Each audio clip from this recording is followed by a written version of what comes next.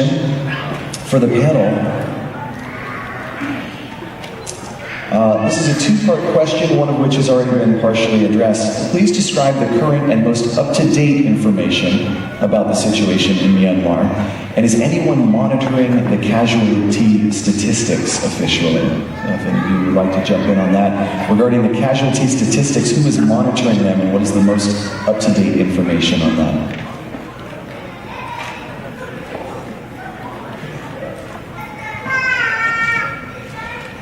It is a difficult thing to discern, especially since the awareness itself is what we're trying to seek here. Casualty statistics. I would look to the human rights organizations, Human Rights Watch. Human Rights Watch. I don't know if they've issued numbers from Mitila or even for Lazio. Of course, you know very well. Whatever comes out of whatever comes out of Yangon, you know. And unfortunately, there's so many of the Burma-connected press that seems to be repeating what the government wants people to hear rather than the truth. It's very comfortable. The madrasa the March 2nd madrasa fire in Yangon, I was there, and unfortunately I missed the opportunity. I was invited at 9 a.m., just hours after the fire, to talk to the young survivors that smelled of petrol. Unfortunately, I wasn't able to do that, but it was very eerie that less than an hour after the fire started, 11 Myanmar already had printed the government conclusion that it was, I forget what they called that fire, but it was, what do they call it? Oh yeah, transmitter electric shock, you know, when... A surprisingly speedy investigation, it seems. Unfortunate. Okay. Moving on to our next question here. And this one has a bit of backstory to it. Recently, Min Ko Nang made a comment about discrimination against Burmese Muslims in New York. It says here he questioned the allegiance of Burmese Muslims before he can stand up for the rights of them. He quoted the requirements for citizenship of the United States. It says here what he failed to see was that the Burmese Muslims are citizens of the country by birth, and they are not immigrants of the country. And the U.S. citizenship law that he mentioned was for the immigrants of the U.S. In other words, he's implying that the Burmese Muslims are immigrants of the country. It is the very same picture 969 movement has been trying to paint about the Burmese Muslims. To make a statement like that is irresponsible. So, are he and his colleagues bowing to the pressure of the 969 mass movements and being influenced by the popular racist view? This is regarding Min Ko Nang. I have gotten to know, I'm friends with Ashim Gavira, and he has revealed in his open letter that their anti-Muslim propaganda has been planted into the monasteries and teaching the novices and young monks. And I believe that that has been going on throughout the population, and the regime, of course, as you know, is excellent at propaganda. They just don't have a headline, you know, all Muslims are immigrants. They plant things here and there in different stories when they control 100% of the information that was put out. So unfortunately, but remember in 1982, I mean, of course I don't remember, I wasn't there around, but when the 1982 law came out, the going narrative was that, at least for the Rohingyas, they were not there before the British came. They were British era settlers. So, but right now, all Muslims are immigrants. So, if you have to change your narrative, then the truth, you're changing the truths, meaning you're telling lies both times. So, but I think it's through the government propaganda that many people have been led down this in the creation of enemies, and of the many enemies that the state has created. Unfortunately, the Muslim enemy that they have created, which is totally false, and has persisted. Yes. And Dr. Zerg, did you want to participate as well?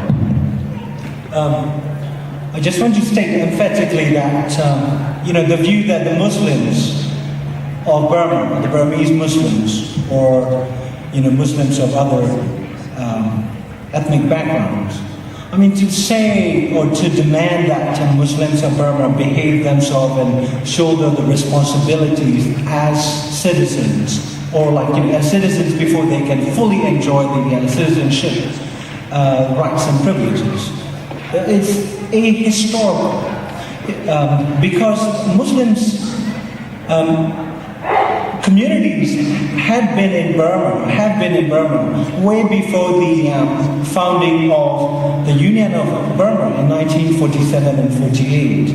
And there have been Muslim communities in Burma for centuries, and also to single out a particular religious community, in this case Muslims, as less than fully Burmese has been a major shortcoming of the Burmese society since 1962, when the country was stripped off any democratic trappings, parliament and everything. And finally, I think without the contributions of the Muslims, it would have been, I would say, impossible for the Union of Burma to emerge as a modern nation state, post-independent state. If you recall, the right-hand man of General Aung San was a distinguished Muslim named U Pe King. He was the one who brokered the Penlong Agreement in 1947, February, when Aung San was running out of patience in negotiations with different ethnic leaders, Shan, Kachin, Chen, and others. It was U Pe King, a Burmese Muslim nationalist and a patriot, who convinced Aung San that this founding treaty of Burma was possible only if Aung San stretched his patience and persist on compromise with the ethnic leaders of a non-Burmese group. And so I think to say that Muslims have to show their loyalty and allegiance and also establish their contributions before they can be considered fully Burmese citizens is ludicrous. And I denounce Minko Naim for having made that stupid statement. Thank you very much. We have a question here I would like to direct to Ms. Habib, if that's all right. This is in regards to the neo-Nazi movement that has been growing in Burma. This asks, how can the Burmese Muslims inside and outside of the country work together as one unified and representative group, together with international human rights activists and organizations, to counter the neo-Nazi movement? And is there a plan or work in progress to establish unified groups such as these? How can ordinary people help or contribute to counter the neo-Nazi movement in general? I actually think I might be the least qualified person on this panel to answer that question. I can tell you all about sort of discriminatory groups that rise up in other countries worldwide, but I know well, that's funny. very little about what's worked in other countries then? So I will say one of the challenges it looks like you would have towards dealing with any sort of neo-Nazi movement or extremist and discriminatory movement like the neo-Nazis in Burma is that you have a pretty exclusionary ideology coming down from the government itself. So the challenge doesn't seem to me in Burma to be the neo-Nazi movement. Anywhere else, that movement would be a fringe thing where you have to deal with sort of sporadic violence stemming from that fringe group. But unfortunately, in Burma, it sounds like any group like that could be easily capitalized upon by the similarly racist and fundamentalist government. So you have sort of a bigger problem to deal with. And so I would look more comprehensively at what you need to do to challenge the ruling elite in Burma to actually open up democratically and provide the sort of political space that you need for real national reconciliation efforts and truth commissions and whatever transitional justice mechanisms the country needs to do to actually heal from the violence, stop the violence, and then heal from the violence, which is actually even more challenging than just stopping the violence. Well, thank you for tackling a very difficult question. I appreciate that. Tay, if you would please, do you think that exposing the human rights violations of the military against Muslims and other minorities can actually help to prevent future violence?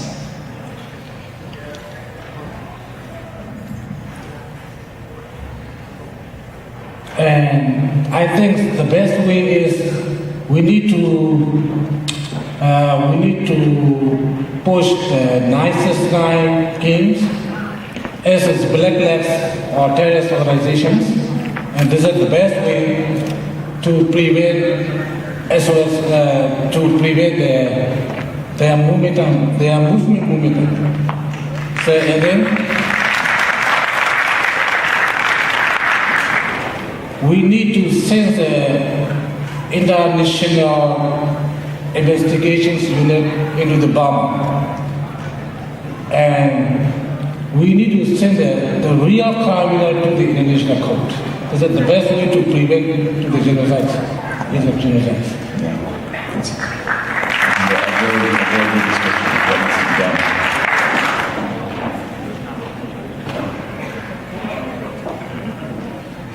Oh, okay. Dr. Bakar, if you would please. This is coming from a member of our audience.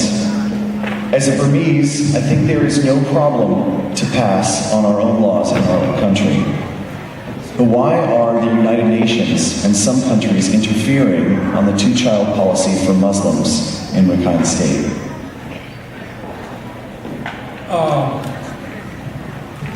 The two-child policy in Rakhine State is targeted at one particular ethnic minority. So if Myanmar government make a law to make two-child policy throughout the country, affecting every single ethnic minorities, including Myanmar, Shanka Chintayi, I don't believe that there will be a voice coming up. But the question is, forcing people to have two children, making mandatory to one ethnic minority which has been denied citizenship, which has been under human rights violations, facing human rights violations and genocide. If you look at all the circumstances surrounding Rohingya people, and yet, while Myanmar government is denying their citizenship, giving their rights, and yet saying that you can have only two children, I think that math is simple. Population reduction, ethnic cleansing, eventual targeting at that population to eliminate them eventually. So it's not acceptable to the international community. That's why there's so much outcry. Thank you very much. Would you like to? Yes, please. As I mentioned, okay, the government has imposed a two-child limit on Rohingya for a long time.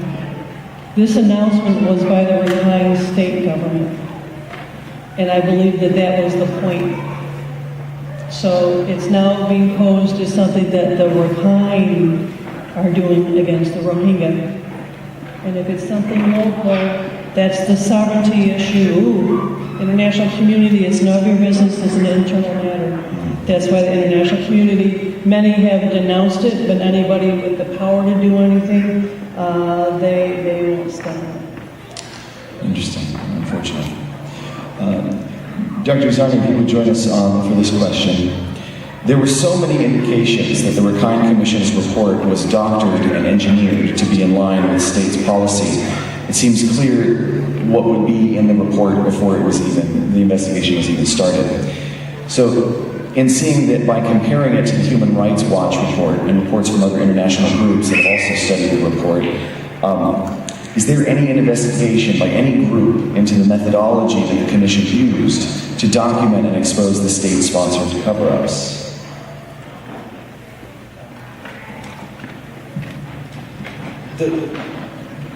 Is there any other independent... Right, is anyone looking into the means by which they covered up what had taken place?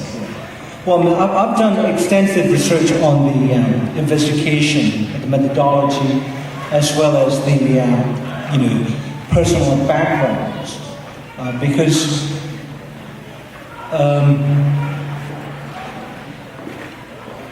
almost half of the commission members were either my old friends, my teacher from the university, and my good acquaintances, including the chairman, Dr. Milne, and the secretary, Dr. Choi Long. And out of the 27-member commission, I've interviewed two leading Muslim members, Myung Shane and Utemantan. They were expelled from the commission primarily because they attempted to push for more truthful investigation. And I also interviewed Kozagana, the most famous political comedian in Disney. And what I've learned from all three of them was that there is an attempt, throughout the investigation, by the very leadership of the commission, namely Dr. Milne and Dr. Choi Yong-lan's chairman and secretary, to derail the real and thorough investigation. And also, I think the commission absolved the government and its responsibility, its role, not just the security troops' role, but the role of the leadership at the highest level. As Dr. Nora mentioned earlier, one of the principal instruments of Rohingya population control is Border Affairs Ministry, and the Border Affairs Ministry itself, it's an interagency security organization. It only takes order from the highest level of government, that is President Thein Sein, because the buck stops at his desk. And the commission mentioned that the security troops simply did not do enough, but it did not go far enough to say, well, if the security troops in Rakhine State were not acting to prevent effectively the pogroms, against the Rohingya, then of course, if you're doing a thorough investigation, the question you would ask is, why were central authorities that know that these troops in the Rakhine State would only act on the central command's order? Why were the central authorities